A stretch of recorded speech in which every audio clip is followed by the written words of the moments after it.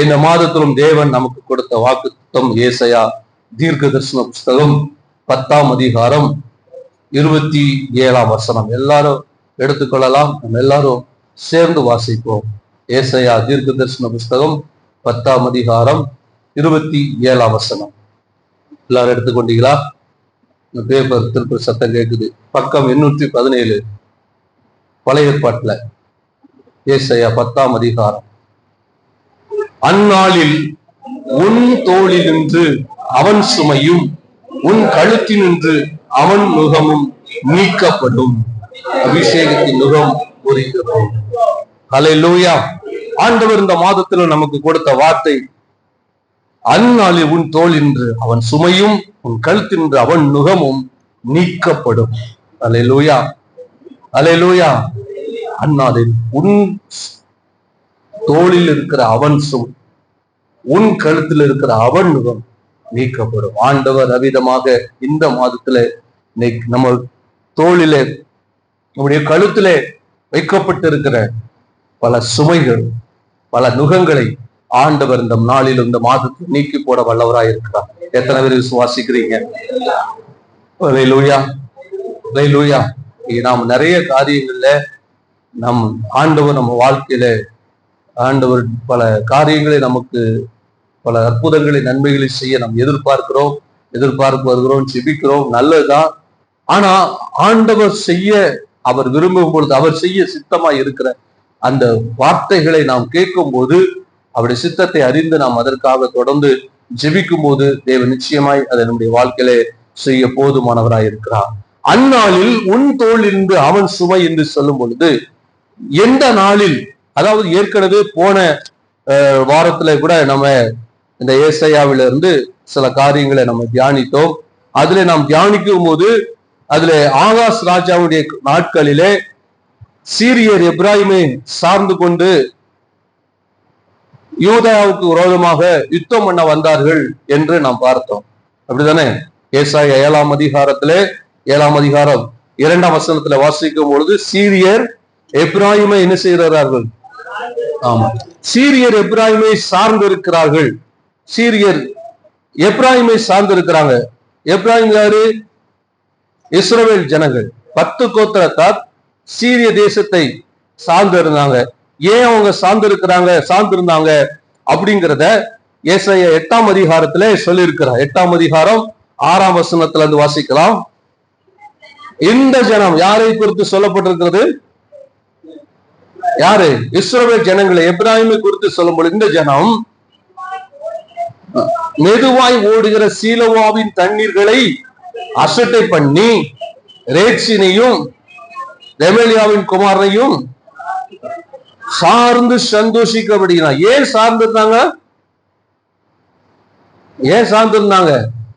எப்ராயிமை ஏன் இந்த சீரியரை சார்ந்திருந்தாங்க? சீரியர் ஏன் எப்ராயிம் சீரியரை சார்ந்து இருக்கிறாங்கன்னா, இந்த ஜனம், எந்த ஜனம்? எப்ராயிம். இந்த இஸ்ரவேல் ஜனங்களுக்கு மெதுவாய் ஓடுகிற சீலோவாவின் தண்ணீர் பிடிக்கல. சீலோவாவின் தண்ணீர் என்பது அன்றைக்கு அந்த பல ஜீவராசிகளுக்கு அது ஜீவனை கொடுத்தது, தாகத்தை தீர்த்தது. பொதுவா ஆடுகளுக்கு எந்த தண்ணி தான் அது பருக முடியும்? ஆடுகள், மிருக ஜீவன்கள் எது பருகும்னா மெதுவாய் ஓடுகிற தண்ணி, அமர்ந்த தண்ணி, அதைத்தான் அவைகள் பருக முடியும். ஆகவே அப்படிப்பட்ட தண்ணீர் ஆண்டவர் அவர்களுக்கு கொடுத்த ஆசீர்வாதம். அது இஸ்ரவேல் ஜனங்களுக்கு தேவன் கொடுத்த ஆசீர்வாதம் என்னது? அமர்ந்த தண்ணி, மெதுவாய் ஓடுகிற தண்ணி. அது ஒரு பெரிய ஆசீர்வாதம். ஆனா அவங்களுக்கு அது பிடிக்கல. சங்கீதம் 23 தியானிக்கும் போது கூட சொல்லியிருந்தேன். அதுல சொல்லியிருக்கிறது, அமர்ந்த தண்ணீரண்டை கொண்டு போய் என்ன செய்கிறீர்? விடுகிறீர். அப்போ அமர்ந்த தண்ணீரண்டை கொண்டு போய் ஒரு பெரிய பிளஸ்ஸிங்கான ஒரு ஆசீர்வாதமான ஒரு காரியம் என்னன்னா, இன்னைக்கு நம்ம வாழ்க்கையில எவ்வளவு பிரச்சனை இருந்தாலும் எல்லாவற்றையும் ஒரு சமாதானத்தோடு அனுபவிக்கக்கூடிய ஒரு சூழ்நிலையை தேவன் தம்முடைய பிள்ளைகளுக்கு தருகிறார், வைத்திருக்கிறார். ஹல்லேலூயா. சிலருக்கு அது இல்லை. அவருடைய பிள்ளைகள், அவரை ஏற்றுக்கொள்ளாதவர்கள், ஆண்டவர் அறியாத ஜனங்கள் வாழ்க்கையிலே நிறைய அவர்களுக்கு சில மேன்மைகள் இருக்கு. உலக பிரகாரமான பல ஆசீர்வாதங்கள், ஐஸ்வர்யம் இருக்கலாம், அவர்களுக்கு நல்ல செல்வாக்கு இருக்கலாம், எல்லாம் இருக்கலாம். ஆனா அவருங்க வாழ்க்கையில பாருங்களேன், நீங்க நேற்று முந்தின 2-3 நாளைக்கு முன்னால செய்தி வாசிக்கலாம் தெரியல. ஜோஸ் ஆல்காஸுடைய ஓனர் அவங்க அங்க துபாயில என்ன செய்த கீழே வந்து தற்கொலை பண்ணிட்டாருன்னு நியூஸ் வந்துச்சு. ஆனா இன்னும் வெளியில வரல, அந்த நியூஸ் வந்துச்சு எனக்கு. துபாயில யாரு பெரிய ஜோஸ் ஆல்காஸ், பெரிய ஜோஸ் ஆல்கஸ், ஜோஸ் ஜாய் ஆல்கஸ், ஜோஸ் ஆல்கஸா பாருங்க, இவ்வளோ கோடிக்கணக்கான ஆஸ்தி இருக்கு பல இடங்களிலே, உலகம் முழுவதும் பெரிய பெரிய இடங்கள்ல, பல இடங்கள்ல அவங்க இது கடைகள் இருக்கு. என்ன எவ்வளோ ஆயிரக்கணக்கான ஆட்கள் வேலை செய்யறாங்க, எவ்வளவு சொத்து இருக்குது. என்ன பிரச்சனை தெரியல, அதாவது தற்கொலை பண்ணிக்கிட்டாருன்னு முடிச்சிட்டாங்க, அவ்வளவுதான். அது என்ன பிரச்சனை என்ன பாருங்க. இப்ப என்ன இருந்தாலும் மனிதனுக்கு என்ன கிடையாதுன்னா, ஒரு இளைப்பாறுதல் கிடையாது, ஒரு சமாதானம் கிடையாது. அவ்வளவு பணம் இருந்தாலும், எவ்வளவு பணம் தெரியுமா? சமீபத்துலதான் அவர் கேரளா சேர்ந்த சமீபத்துல கேரளால சொந்த ஊர்ல அவர் பெரிய வீடெல்லாம் கட்டி பிரதிஷ்டை எல்லாம் பண்ணியிருக்கிறார். இப்படி பண்ணிருந்தோம், கடைசியில என்ன பண்ணல, சிலருக்கு எல்லாம் இருக்கும், பணம் இருக்கும், ஆஸ்தி எல்லாம் இருக்கும், என்ன முடியாது, அனுபவிக்க முடியாது. ஏன் தெரியுமானா, அவங்க எல்லாம் இளைப்பாறுதல் இல்லாம இருக்கிறாங்க, ஓடிக்கிட்டே இருக்கிறாங்க. பணம் சம்பாதிக்கிறதே ஓடிட்டு இருக்கிறாங்க. ஆனா ஆண்டவர் நம்மளை எப்படி பண்ணியிருக்கிறான்னா, அமர்ந்த தண்ணீருண்டே அவர் நம்மை கொண்டு போய் விடுகிற தேவனாக இருக்கிறார். அல்லேலூயா. அமர்ந்த ஒரு வாழ்க்கை, ஒரு இளைப்பார்ந்த வாழ்க்கையை தேவன் நமக்கு தருகிறார். நமக்கு மட்டும் இல்ல, வேதம் சொல்லுகிறது, வருத்தப்பட்டு பாரம் சுமக்கிறவர்களே எல்லோரும் என்னிடத்தில் வாருங்கள், உங்களுக்கு நான் இளைப்பாறுதலை தருவேன் என்று ஆண்டவர் எல்லா மனிதனுக்கும் அந்த வாக்கு தத்தத்தை பண்ணியிருக்கிறார். அல்லேலூயா. ஒருவேளை நீங்கள் இந்த யூடியூப் மூலமா கேட்கிற ஜனங்கள் கூட யாரா இருந்தாலும், நீங்கள் ஆண்டவரை அறியாம இருந்தாலும் கூட, உங்க வாழ்க்கையிலும் தேவன் இளைப்பாறுதலை தருவதற்கு போதுமானவராய் இருக்கிறார். அல்லேலூயா. பாருங்க, ஆனா இந்த இஸ்ரவேல் ஜனங்கள் அந்த சீலோவாவின் தண்ணீரை, அமர்ந்த தண்ணீரை, மெதுவாய் ஓடுகிற சீலோவாவின் தண்ணீரை அவர்கள் என்ன செய்தாங்களா, அசட்டை பண்ணாங்க. கிறிஸ்துவ வாழ்க்கையிலேதான் நிறைய பேருக்கு உள்ள இருந்தாலும் வெளியில இருக்கிற அநேகருக்கு இது இல்ல. ஆண்டவர் அந்த ஸ்லாக்கியத்தை அவங்களுக்கு கொடுக்கல, இன்னும் அந்த ஸ்லாக்கியத்தை அவங்க இல்லாம இருக்கிறாங்க. அவங்களுக்கு ஒரு இளைப்பாறுதலாம் ஓடிட்டு இருக்கிறாங்க. ஆனா இங்க நமக்கு இளைப்பாறுதலை கொடுத்திருந்தாலும் அதுல நிறைய பேருக்கு ஒரு திருப்தியற்ற தன்மை, அசட்டை. என்ன பெரிய கிறிஸ்தவ வாழ்க்கை, எப்போ பாரு ஜெபம் பண்ணு தான் பாஸ்டர் சொல்றாரு. எப்போ பார்த்து என்ன ஜெபம் பண்ணி என்ன, யாரா ஒரு ஆள்கிட்ட நீங்க அவங்க பிரச்சனையை சொல்லும்போது நீங்க ஜெபம் பண்ணுங்கன்னு மட்டும் ஒரு வார்த்தை சொல்லி பாருங்க. இது ஜெபிக்காதவங்க சொல்லல, கிறிஸ்தவர் எல்லாத்துக்கும் சொல்லல, சபைக்குள்ள உள்ள ஆள்கிட்ட சொல்றேன். உடனே பதில் சொல்லுவாங்க, நான் ஜெபிக்கத்தானே செய்யறேன் பாஸ்டர். அப்படின்னா அவங்க மனசு என்ன சொல்லுது அப்படின்னா, நான் ஜெபித்தே இன்னும் வரைக்கும் ஒண்ணும் காணோம், நீ என்ன திருப்பி என்னை பார்த்து சொல்றதுக்கு என்ன இருக்கு? திருப்பி என்னை பார்த்து நீ சொல்லி என் வாழ்க்கையில என்ன ஒரு கிறிஸ்தவ ஜெப, இவ்வளவு நாள் நான் காத்திருந்தேன், இவ்வளவு நாள் ஜெபம் பண்ணி என் வாழ்க்கையில ஒண்ணு நடக்கலையே, இனி என்ன நடக்க போகுது? நான் ஜெபிக்க தெரியாதா? நான் ஜெபம் பண்ணாம இருக்கிறேன், நான் ஜெபிக்கிறேன், என் ஜெபம் எனக்கும் ஆண்டவருக்கும் தெரியும் அப்படின்னு சொல்லுகிற கூட்டம் ஏராளம். ஏன்னா ஜெபித்து காத்திருந்து ஜெபித்து அவங்க வாழ்க்கையில அவங்க ஜெபத்தை அசட்டை பண்ணுகிற நிலைக்கு வந்தாங்க. ஜெபமா என்ன பெரிய ஜெபம் அப்படிங்கிற ஒரு நிலையில இன்னைக்கு அநேகர் வாழ்ந்து கொண்டு, ஏதோ கடமைக்காக வேணா ஜெபிக்கலாம். அல்லேலூயா. மெதுவாய் ஓடுகிற சீலோவாவின் தண்ணீரை அவர்கள் அசட்டை பண்ணி என்ன செஞ்சாங்களாம்? 7ஆம் வசனத்தை வாசிங்க. வல்லமை உள்ள திரளான ஆற்றின் நீரை போன்ற அசிரியாவி ராஜாவை, அதாவது இவங்க மேல இவங்க எதிர்பார்த்தது சீலோவாவின் தண்ணி மெதுவா ஓடுது, கொஞ்சம் ஸ்பீடா. நம்ம காலையில கிளம்பும் போது நல்லா ஸ்பீடா தண்ணி டேப்ல வந்துச்சுன்னா சீக்கிரம் குளிச்சு கிளம்பி வரலாம். மெல்ல வந்தா என்ன பண்றது? காத்திருக்க முடியுமா? இப்ப எல்லாமே நமக்கு ஸ்பீடா உடனே. இப்ப நம்ம தானே 5Gல இருக்கிறோம், சீனாக்காரன் 10Gக்கு போயிட்டான். எல்லாம் ஸ்பீடா போயிட்டு இருக்கிற உலகம், அதனால சீக்கிரம் போயிடும். ஸ்பீடாவே எல்லாம் போயிட்டு இருக்கும், வேற ஒண்ணும் கிடையாது. எவ்வளவு ஸ்பீடா போறோமோ அவ்வளவு ஸ்பீடா என்ன செய்யறோம், உலகத்தை விட்டு ஒன்னும் சாதிக்க போதும் ஓடி போயிடும். என்ன பிரயோஜனம் இருக்க? உலகத்துல எதுக்காக பிறந்தோம்? எதுக்காக உலகத்துல பிறந்தோம்? ஒண்ணுமே சாதிக்காம சில ஓடி போறான். எதுக்காக பிறந்தோம்? பிறந்த நோக்கம் என்ன?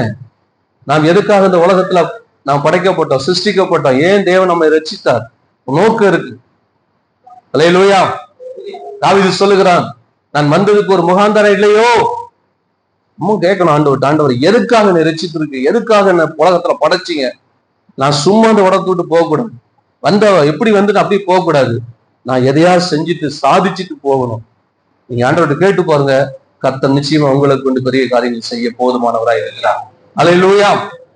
இப்ப பாருங்க, ஸ்பீடா இன்னும் கொஞ்சம் நல்லா ஸ்பீடா போகிற நல்ல ரதங்கள் இருக்கிறது, திரளான கூட்டம் சேனைகள் இருக்கிறது சீரியாட்ட. அதனாலதான் இந்த இஸ்ரவேல் ஜனம் அவங்க யார பின்பற்றுறாங்கன்னா சீரியரை சார்ந்துக்க ஆரம்பிச்சாங்க. அல்லேலூயா.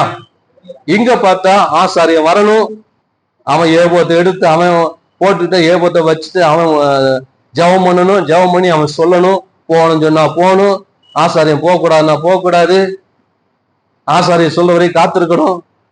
அப்படிதானே? அப்படிதானே? அப்படி இல்ல பாஸ்டர், நீங்க சொல்லிதான் நான் செய்யணும் அவசியம் இல்லை, நீங்க சொல்லாமே நாங்க எல்லாம் செய்வேன்னு சொல்றீங்களா? செய்வீங்க, செய்யுங்க, யார் வேண்டாம்னா, அது உங்க விருப்பம்.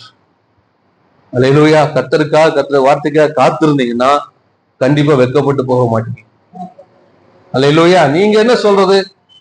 அப்படிதான் நினைச்சான் சவுல் ராஜா. ஆசாரியன் சாமுவேல் வருவதற்கு முன்பாக பலி செலுத்தினான். கடைசியில அவனுடைய ராஜ்யபாரம் அவனை விட்டு போனது. ஏன்? நிறைய நாம வாழ்க்கையில பல பிரச்சனைகள் ஆனா காத்திருக்க முடியாம தான். தேவனுக்காக, தேவனுடைய வார்த்தைக்காக, இன்னும் சொல்ல போனா தேவன் தம்முடைய ஊழியக்காரர்களை கொண்டு சொல்கிற ஆலோசனைகளை அதை காத்திருக்க முடியாம தான். அல்லேலூயா. பாருங்க, இந்த இஸ்ரவேல் ஜனங்களுக்கு, அவர்களுக்கு இந்த இஸ்ரவேல் தேசத்துல இருக்கிற அந்த சூழ்நிலைகள் அவங்களுக்கு பிடிக்கல, ஒத்து வரல.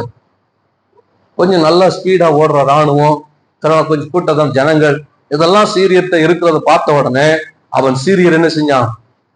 சார்ந்திருந்தான். அதனால ஆண்டவர் சொன்னாரு, எப்பா உனக்கு இந்த மெதுவா ஓடுகிற சீலோவின் தண்ணி குடிக்கிறேன்னு சொல்லிட்டு ஸ்பீடா ஓடுற ஆற்று தண்ணீரை, ஸ்பீடா ஓடுகிற சீரியரை சார்ந்திருந்த, நான் அதை விட ஸ்பீடான உனக்கு தரப்போறேன். நான் என்ன செய்வேன்? ஆமா, இப்ப 7ஆம் வசனம் வாசிங்க. இதோ ஆண்டவர், நீ ஸ்பீடா தண்ணி கேட்ட, நான் பெரும் வெள்ளத்தையும் தர்றேன், திரளான தண்ணி ஆற்று நீரை போன்ற அசிரியாவின் ராஜாவை உனக்கு தருவேன். கவனிங்க, கவனிங்க.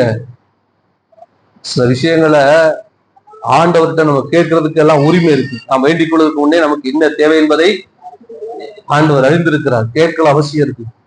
நம்ம தொடர்ந்து தொந்தரவு பண்ணிட்டு இருந்தா நம்ம கேட்ட நிமித்த சில நேரங்களை கொடுத்துருவாரு, அப்புறம் அனுபவிக்கிற நம்ம தான். ஆனா பொறுமையா இருந்தா என்ன செய்யணுமோ ஏற்ற நேரத்துல அவர் நேர்த்தியாய் செய்வார். அதிரதின் காலத்துல சகலத்தையும் அவர் நேர்த்தியாய் செய்கிறவர் என்று வேத வசனம் சொல்லுகிறது. வாசிங்க ஒரு வசனம். வசனம் ஞாபகப்படுத்த வந்ததுனால நான் உங்களுக்கு சொல்றேன். பிரசங்கியின் புஸ்தகம் 3ஆம் அதிகாரம் 11ஆம் வசனம்.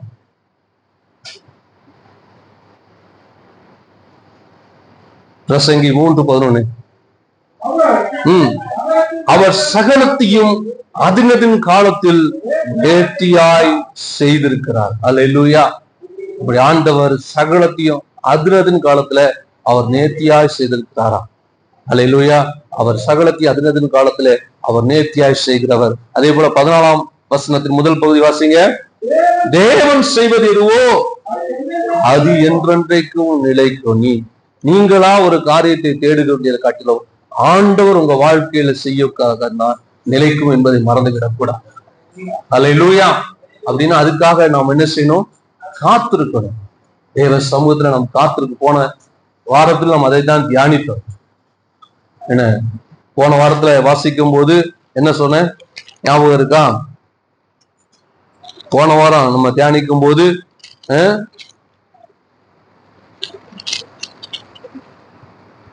7ஆம் அதிகாரம் 6ஆம் வசனத்துல வாசிக்கும் போது, நீ பயப்படாமல் போதும் பயப்படாமல் என்ன செய்யணும், அமர்ந்திருந்தான் சொல்லியிருக்கிறோம். அப்போ தேவனுக்காக நாம் அமர்ந்திருக்கும் போது, காத்திருக்கும் போது கர்த்தர் நமக்கு செய்கிறார். அவர் செய்கிறது நிலை நிற்கும். அவர் அதிலும் காலத்திலே சகலத்தை என்ன செய்கிறாரா, நேர்த்தியாய் செய்கிற தேவனாய் இருக்கிறார். நேர்த்தியாய் அவர் உங்களுக்கு செய்வார். நீங்கள் அதற்காக என்ன செய்ய வேண்டும் சொல்லுங்க, காத்திருக்கணும். ஆனா இவங்க என்ன பண்ணானா, அதுக்கு இடம் கொடுக்காம ரெமலியாவின் குமாரனாகிய ரெமலியாவின் ரேட்சினையும் ரெமலியாவின் குமாரன் என்ன செய்தான், அவங்க சார்ந்தரு. ஏன்னா அவங்களுக்கு கொஞ்சம் ஸ்பீடா செய்யற ஆட்கள் வேணும், உடனே காரியங்கள் நடக்கணும். இன்னைக்கு நிறைய பேர் என்ன நினைக்கிறேன்னா, எல்லாம் நம்ம நினைச்சதெல்லாம் உடனே நடக்கணும், உடனே நடக்கணும். வீடு வாங்கணுமா, இடம் உடனே வாங்கணும், உடனே இட கட்டணும், உடனே எல்லாம் உடனே நடக்கணும். ஊழியத்துல கூட நிறைய இன்னைக்கு ஊழியத்துக்கு புதிதா வருகிறவர்களா வந்த உடனே இடம் வாங்கணும், சர்ச்சை கட்டணும், எல்லாம் உடனே நடக்கணும், கார் வாங்கணும், வந்த உடனே எல்லாம் அது எதிர்பார்க்கணும். ஏன்னா ஒருத்தர் புதுசா ஊழியத்துக்கு ஒரு வருஷம் கூட ஆகணும்.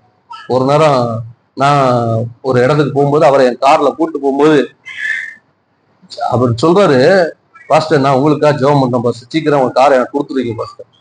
வந்து ஒரு வருஷம் கூட ஆகல, இன்னும் இடம் வாங்கல, இன்னும் சர்ச்சை கட்டல. நான் சமீபத்துல கூட விசாரிச்சேன் அவர் எப்படி இருக்கிறார். அவர் இந்த பக்கம் ராணிப்பேட்டை பக்கத்துல இருக்கிறார். எப்படி இருக்கிறாங்க பாருங்க. நான் கார் வாங்கணுங்கிறது என்னுடைய எதிர்பார்ப்பே கிடையாது. என்னுடைய எதிர்பார்ப்போ சர்ச்சை கட்டணும். ஆனா கர்த்தர் எனக்கு தேவையான நேரத்துல அதுக்கு வாய்க்கு செய்வார். அல்லேலூயா, அல்லேலூயா. என்னைக்குமே நமக்கு தேவையானதை அவர் செய்யணும். அவர் செய்கிற வரைக்கும் காத்திருக்கணும். அல்லேலூயா. வாங்க.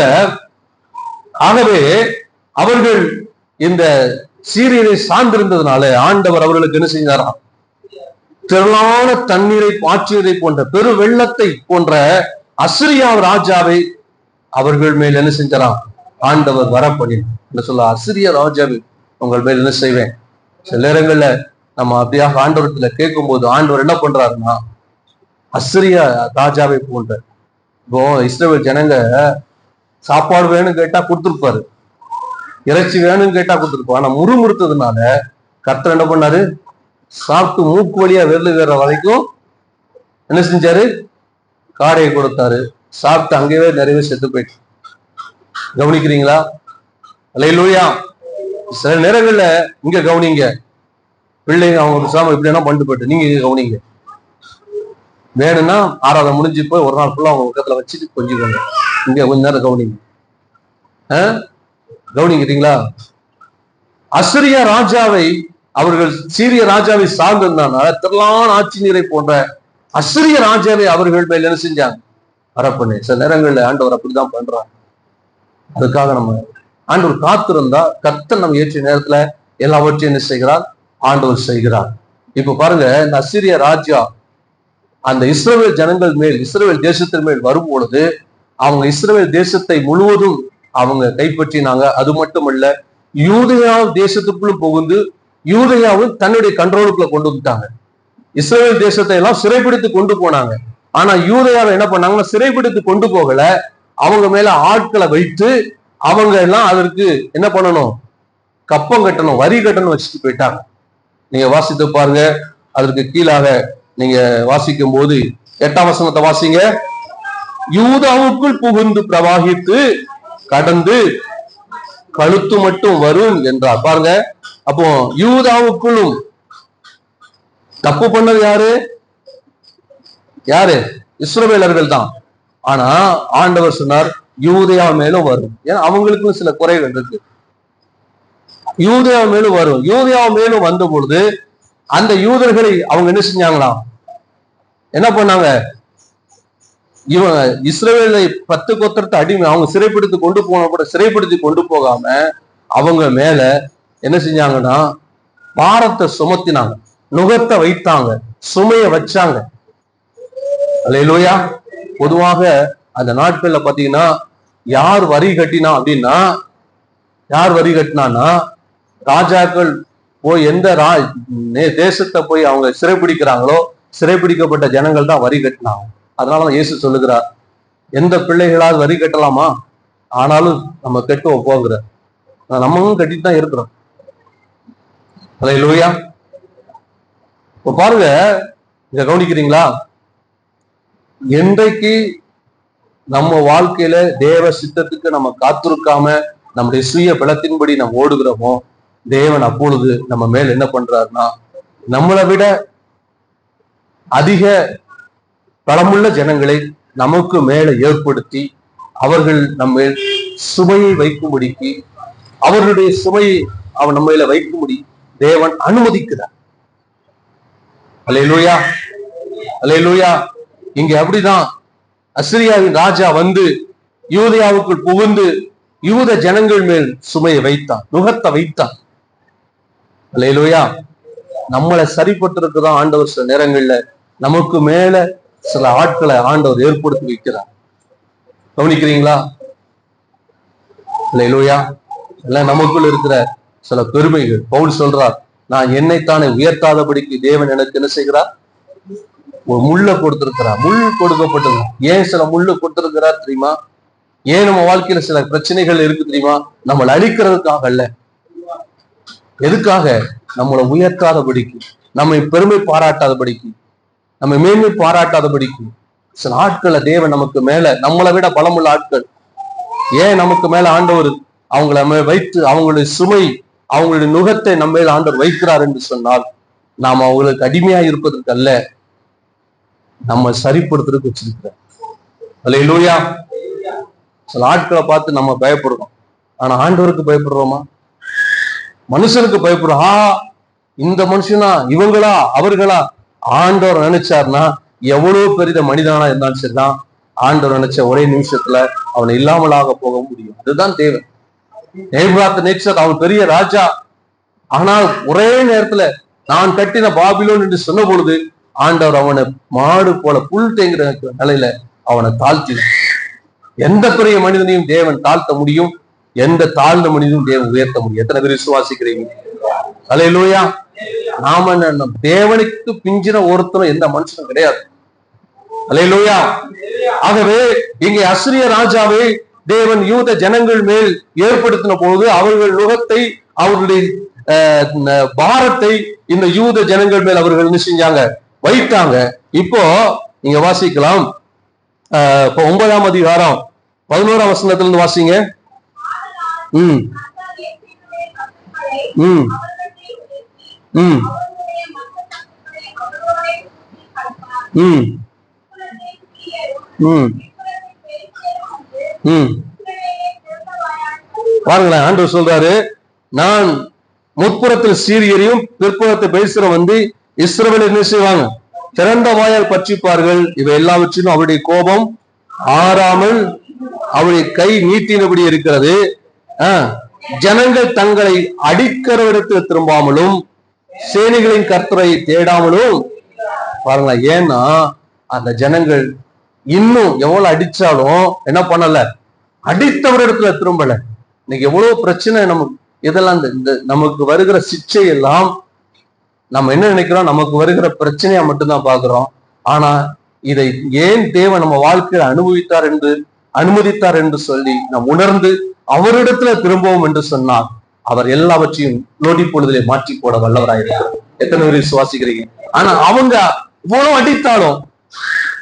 அடித்தாலும் என்ன செஞ்சலாம்? அடித்தவர் இடத்துல அவர் திரும்பாமலும் கர்த்தரை தேடாமலும் இருந்ததுனால அவர்கள் மேல் தேவனுடைய கோபம் என்ன செஞ்சுதான்?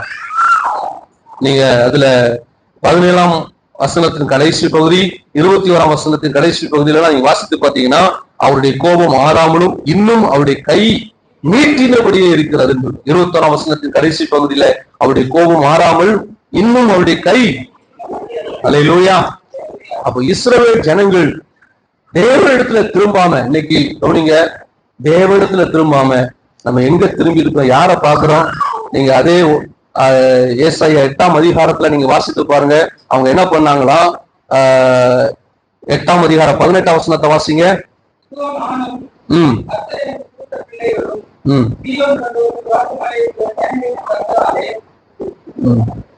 வாசிங்க. 19ஆம் வசனம் வாசிங்க. அஞ்சனம் பார்க்கிறவர்களும்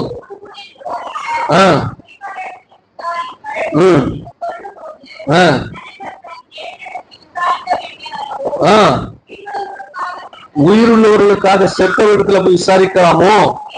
வேதத்தையும் சாட்சி ஆகமத்தையும் கவனிக்க வேண்டும். இந்த வார்த்தையின்படியே சொல்லாவிட்டால் பாருங்களேன், இன்னைக்கு ஜனங்கள் வேதத்தையோ சாட்சி ஆகமத்தையோ கவனித்து பார்க்காம, சாட்சி ஆகமம் என்னது? நியாயப்பிரமாணம். நியாயப்பிரமாணத்தையோ தேவனுடைய வார்த்தையோ கவனிக்காம என்ன பண்ணாங்க?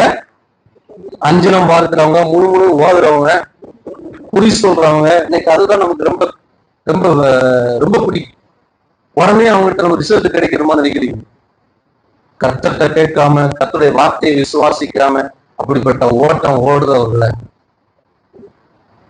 ஆண்டவர் நீ அதற்கு மேலான ஒரு பெரிய ஆளை உங்க மேல ஆண்டவர் ஏற்படுத்தி உங்க மேல வாரத்தை நுகர்த்த ஆண்டவர் இருப்பார்.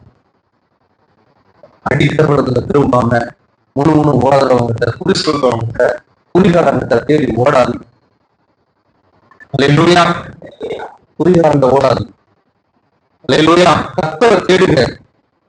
ஆனா பாருங்க, இது ஒரு பக்கம். இஸ்ரவேல் ஜனங்கள் குறித்து சொல்லியாச்சு. இஸ்ரவேல் ஜனங்கள் மேல, யூத ஜனங்கள் மேல ஆண்டவர் ஏன் அசிரியாவை அனுப்பினார்? அசிரியாவை ஏன் வந்து அவங்க மேல முகத்தை வைத்தாங்க? ஏன் அவங்க மேல வாரத்தை வைத்தாங்கன்னு சொல்லிட்டேன். ஆனா இந்த அசிரியாவை குறித்து சொல்றதுக்கு 10ஆம் அதிகாரம் 5ஆம் வசனத்துல வாசிங்க.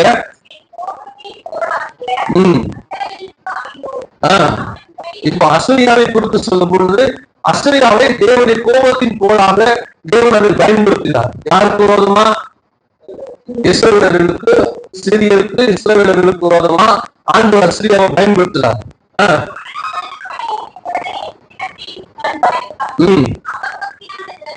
அவபக்தியான ஜனங்களுக்கு விரோதமாய் நான் அவனை அனுப்பி எனக்கு கோபமூட்டின ஜனத்தை கொள்ளையிடவும் சூறையாடவும் நீதிகளை சேர்ச்சை போல் விதித்து போடவும் அவனுக்கு அசிரியாவுக்கு ஆண்டவர் செய்கிறார், கட்டளை கொடுக்கிறார். தேவனுடைய கோபத்தின் கோடாக தேவன் அசிரியாவை எடுத்து இஸ்ரவேல் ஜனங்களுக்கு விரோதமா, யூத ஜனங்களுக்கு விரோதமா ஆண்டவர் அனுப்புறார். அவங்க சரிப்பதற்கு அனுப்புறார். ஆனா இந்த அசிரியா என்ன சொல்றான் அப்படின்னா, அவன் சொல்றான், அவனும் அப்படி எண்ணுகிறதும் இல்லை.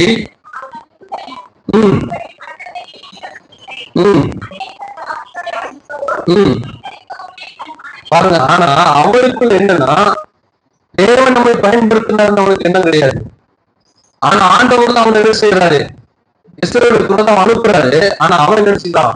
அநேக ஜாதிகள் அழிக்கிறதுக்கும் சங்கரிக்கிறதுக்கும் தன் இஷ்டம் போல நேரங்களை கர்த்தர் நம்மை பலப்படுத்தி வைத்திருக்கும் போது, நமக்கு பலம் இருக்கும் போது, செல்வாக்கு இருக்கும் போது நம்ம இஷ்டம் போல ஓடக்கூடாது. சிலர் அப்படிதான் எல்லாரும் இருக்கும்போது இஷ்டம் போல ஆடுவாங்க. கர்த்தர் எதற்காக என்னை பலப்படுத்தி வைத்திருக்கிறார்? ஆண்டவர் எதற்காக என்னை ஆசீர்வதித்து வைத்திருக்கிறார்? நான் 6வது வசிப்புல கூட அதான் சொன்னேன். ஏன் ராஜ்ய மேன்மை, ராஜ்ய பாரத்தை, ராஜ்ய மேன்மையை ஆண்டவர் எஸ்தருக்கு கொடுத்திருந்தார். அவர் நல்ல அவர் வாழ்க்கை செட்டில் ஆகணும்னா யூத ஜனங்கள் ரட்சிக்கப்படணும், யூத ஜனங்கள் விடுவிக்கப்படணும். நீங்க பாருங்க, இந்த அசிரியாவை எடுத்து கர்த்தர் அவர் கோபத்தின் கோலாக எடுத்து பயன்படுத்துகிறார். யாருக்கு விரோதமா?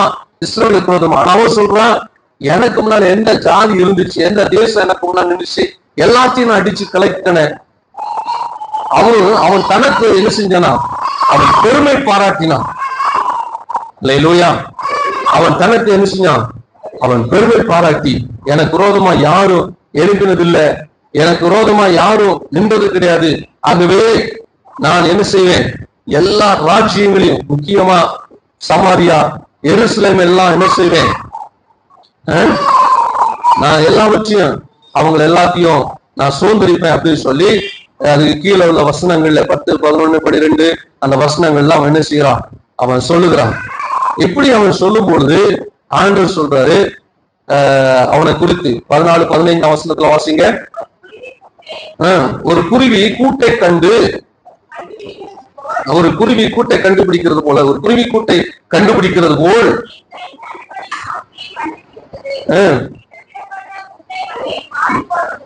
ம் ம் ம் பாருங்க, ஒரு குருவி கூட்டை கண்டுபிடித்தது போல நான் எல்லா கொள்ளையும் நான் கண்டுபிடிச்சிட்டேன், என்ன எதுவுமே தப்பாது, எல்லாத்தையும் நான் மாறிக்கொண்டு போயிடுவேன் அப்படின்னு அசுரியன் சொல்லுகிறான். ஆனா ஆண்டவர் சொல்றாரு, கோடாரியானது தன்னால் வெட்டப்படுகிறவனுக்கு விரோதமாய் மேன்மை பாராட்டலாமோ, வாளானது தன்னை கையாடுகிறவனுக்கு விரோதமாய் பெருமை பாராட்டலாமோ, தடியானது தன்னை பிடித்தவனை மிரட்டினது போலவும், கோலானது நான் மரக்கட்டையில எல்லை என்பது இல்லை அல்ல என்று. புரியுங்களா? அசிரியாவை தேவன் என்ன செஞ்சாரு? கோபத்தின் கோலாக எடுத்து பயன்படுத்துறாரு. ஆனா அவன் பெருமை பாராட்டு. ஆண்டு சொல்றாரு, கோடாரி என்னைக்காவது கையாளவனுக்கு விரோதமா பெருமை பாராட்டலாமா? நிறைய பேர் இன்னைக்கு நம்ம பயன்படுத்துற ஆண்டவரை மறந்துட்டு ஆண்டவருக்கு விரோதமாவே பெருமை பாராட்டுற மனநிலைக்கு இன்னைக்கு நிறைய பேர் தள்ளப்பட்டு, யார் என்ன கேட்க முடியும்? யார் என்ன சொல்ல முடியும்? தன் இஷ்டம் போல வாழ்கிற, இஷ்டம் போல ஓடுகிற கூட்டங்களா இன்னைக்கு கிறிஸ்தவர்கள் இருக்கிறார், சபை இருக்கிறது, ஊழியர்கள் இருக்கிறார். வேதனையான விஷயம். அல்லேலூயா. அந்த அசிரியா ராஜா, அசிரியா அப்படியாக அவன் பெருமை பாராட்டின அப்படின்னாலே கர்த்தர் என்ன செஞ்சாரா? அவனுக்கு மேலாக பாபிலோனை தேவன் எழும்ப பண்ணினார். அல்லேலூயா. அதுக்கு கீழே உள்ள அந்த வசனங்கள்ல நீங்க வாசித்து பார்த்தீங்கன்னா, ஆண்டவர் அவர்களுக்கு விரோதமா பாபிலோனை எழுப்பினதை குறித்து சொல்லப்பட்டிருக்கிறது. ஆகவே பாபிலோன் ராஜா அசிரியாவுக்குள் புகுந்து அசிரியாவை அவன் என்ன செய்வானா? கொள்ளை கொண்டு போவான். அப்படி கொண்டு போகும் பொழுது அந்நாளில் இஸ்ரவேல் ஜனங்கள் மேல் வைத்திருக்கிற அவனுடைய சுவையும் அவன் கழுத்தில் இருந்த அவருடைய நுகத்தை என்ன செய்வாரா? தேவன் நீக்கி போடுவேன் என்று சொல்லி ஆண்டவர் சொல்லுவார். அல்லேலூயா, அல்லேலூயா. இஸ்ரவேல் ஜனங்கள் மேல், யூத ஜனங்கள் மேல் அவன் சுவை வைத்தான். அசிரிய ராஜா எதற்காக வைத்தான்? ஏற்கனவே சொல்லியிருக்கிறேன். அவன் சுவையை நுகத்தை வைத்தான். ஆனா அவன் கர்த்தர் அனுமதித்திருந்தார். ஆனா தனக்கு விரோதமாவே, அவன் தேவனுக்கு விரோதமாவே பெருமை பாராட்டினாலே கர்த்தர் என்ன பண்ணாரு? அவனுக்கு மேல பழமொழி சொல்லாங்க, வல்லவனுக்கு வல்லவன் என்னைக்குமே பெருமை பாராட்ட. நமக்கு மேல ஒருத்தன் எப்படியா? ஒண்ணுமே இல்லையா? நமக்கு கீழான ஆளையும் ஆண்டவர் மேல இருக்கும். நீங்க பாருங்க, அடுத்தது தொடர்ந்து இந்த ஏசாயாவை வாசித்து பாருங்க, வீட்டுல போய் வாசித்து பாருங்க. அடுத்து கீழே அடுத்தது 14, 13, 14 அந்த அதிகாரங்கள்ல வாசித்து பார்த்தீங்கன்னா, இந்த பாபிலோனுக்கு பெருமை பாராட்டுவான். பாபிலோன் பெருமை பாராட்டும் பொழுது தேவன் என்ன பண்ணுவார்னா, மேரியாவை எழுப்புவான். பாபிலோன் பெருமை பாராட்டும் பொழுது கர்த்தர் மேரியாவை எழுப்புன்னு சொல்லி ஆண்டவர் சொல்றாரு. மேரியா ராஜாவை எழுப்பு பண்ணுவாராம். மேரியா ஒரு சின்ன ஒரு ராஜ்யம், பாபிலோன் பெரிய சாம்ராஜ்யம். ஆனா இந்த மேரியா ராஜாவை கொண்டு கர்த்தர் என்ன பண்ணுவாரு? இந்த பாபிலோனை ஆண்டவர் நிர்மூலமாக்குவதாக அதுக்கு கீழே 14ஆம் அதிகாரத்துல 14, 15ஆம் அதிகாரத்துல அது சொல்லப்பட்டிருக்கிறது. அப்புறம் வாசிக்கும் போது பார்க்கலாம். நேரம் இல்லை, அதனால வசனங்களை பார்க்க நேரம் இல்லை. சரி வாங்க. அப்போ ஆண்டவர் சில நேரங்கள்ல நாம பெருமை பாராட்டும் போது கர்த்தர் நமக்கு மேல என்ன பண்றாரு? ஆளுக்கு அனுப்புறாரு. ஏன் நம்ம மேல நுகம் வைக்கப்படுகிறது? ஏன் சுமை வைக்கப்படுகிறதுனா, நாம் தேவனை விட்டு விலகி தூரமா போறதுனால, ஆண்டவரை நினைக்காம அடித்தவரிடத்துல திரும்பாம நாம இஷ்டம் போல ஓடுறதுனாலதான் கர்த்தர் நம்மளை மேல் இன்னொருவரை ஏற்படுத்தி அவருடைய சுமையை நுகத்தை நம்ம என்ன செய்கிறார்? வைக்கிறார். இந்த சுமை நுகம் நமக்கு அகற்றப்படுமா? ஆண்டவர் மாதத்துல சொல்லுகிறார், நுகம் நீக்கப்படும், சுமை நீக்கப்படும். அல்லேலூயா. ஆனா உங்க மேல இருக்கிற அந்த அசிரியா, இஸ்ரவேல் ஜனங்கள் மேல இருக்கிற அசிரியாவின் நுகம், சுமை எப்போ நீக்கப்படும் அப்படின்னா, இஸ்ரவேல் ஜனங்கள் மேல இருந்த அசிரியாவின் அந்த நுகம் எப்போ நீக்கப்படும்? அசிரியாவின் மேலே தேவன் நியாயத்திற்கு வரும்போது அவருக்கு தேவன் அவனை ஒரு போல நமக்கு விரோதமா பயன்படுத்துறாரு, ஒரு தண்டாயுதமா எடுத்து பயன்படுத்துறாரு. ஆனா அவன் நினைச்சிட்டு இருக்கிறான், நம்மளை கேட்கறது யாரும் கிடையாது, நம்ம நினைச்சதெல்லாம் சாதிக்கணும்னு நினைக்கிறான். அவன் மேல கர்த்தர் ஒருத்தனை கொண்டு வரும்போது அவனை நியாயம் இருக்கும் போது கர்த்தர் உங்க மேல இருக்கிற நுகத்தை நீக்கி போடுவார். எத்தனை பேர் விசுவாசிக்கிறீங்க? அல்லேலூயா. ஆனால் நாம் செய்ய வேண்டியது அடித்தவரிடத்துல திரும்ப, அதை விட்டுட்டு வேற யாரா தேடி ஓடாது. குறி கேட்கிறவங்களையோ, நீ ஓட ஓட இன்னும் உங்கள் சுமை அதிகரிக்குமே தவிர உங்களுக்கு விடுதலை கிடைக்கும். புரிஞ்சுக்கோ. கர்த்தரை விட்டு எவ்வளவு தூரம் ஓடுறீங்களோ உங்களுக்கு விடுதலை கிடைக்கும். விடுதலையை தருகிறவர் தேவன் ஒருவர் மட்டும். அதை நான் உறுதியா சொல்றேன். எந்த 5 பைசா செலவில்லாம ஒருவனுக்கு ஒரு விடுதலையை கொடுக்க முடியும்னா அது இயேசு மட்டும்தான் கொடுக்கும்.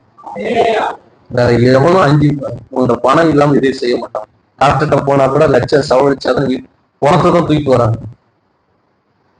ஆனா சுகம் வேணுமா? இலவசமா உனக்கு சுகத்தை கொடுக்கிற ஆண்டவர் இருக்கிறார். விடுதலை கொடுக்கிற ஆண்டவர் இருக்கிறார். குமாரன் உங்களை விடுதலையாக்கினால் விடுதலையை தருகிற இயேசு இருக்கிறார். சகோதரனே சகோதரி, நுகம் மேல இருக்கிற நுகம், உங்க மேல இருக்கிற சுமையை கண்டு அதை நீக்குவதற்கு வேற எங்கே தேடி ஓடாதீங்க.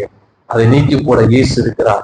நீக்கப்படும் என்று சொல்லுகிறார். இந்த நாட்கள்ல, இந்த மாதத்துல தேவன் அந்த வார்த்தையின்படி செய்ய வல்லவர் என்பதை விசுவாசிங்க. ஜெபம் பண்ணுங்க. அவரிடத்துல திரும்புங்க. ஐயோ, இந்த நுகத்தை நான் எங்க போய் நீக்கி போடுன்னு ஓடாதீங்க. நீங்க ஜெபம் பண்ணுங்க. ஏன் உலகத்துல ஒரு மனுஷனால நீக்கி போடணும்னு மனுஷனை தேடி ஓடுறீங்களே, உங்களை படைச்ச கடவுளால அதை நீக்கி போட முடியாதா? யோசித்து பாருங்க. ஒரு மனிதர், டாக்டர் படிக்கிற மனிதர், அந்த டாக்டர் உங்களுக்கு ஒரு காரியத்தை செய்ய முடியும் நம்புற நீங்க, ஏன் உங்களை படைத்த கடவுள் உங்களுக்கு அந்த அற்புதத்தை செய்வார் என்று உங்களால விசுவாசிக்க முடியல? அவரை நம்புங்களேன். அவரை நம்பி ஜெபம் பண்ணுங்களேன். அவர் கண்டிப்பா உங்களுக்கு செய்வார். அல்லேலூயா. உங்க மேல இருக்கிற சுமை, உங்க மேல இருக்கிற நுகம் நீக்கப்படும். அல்லேலூயா.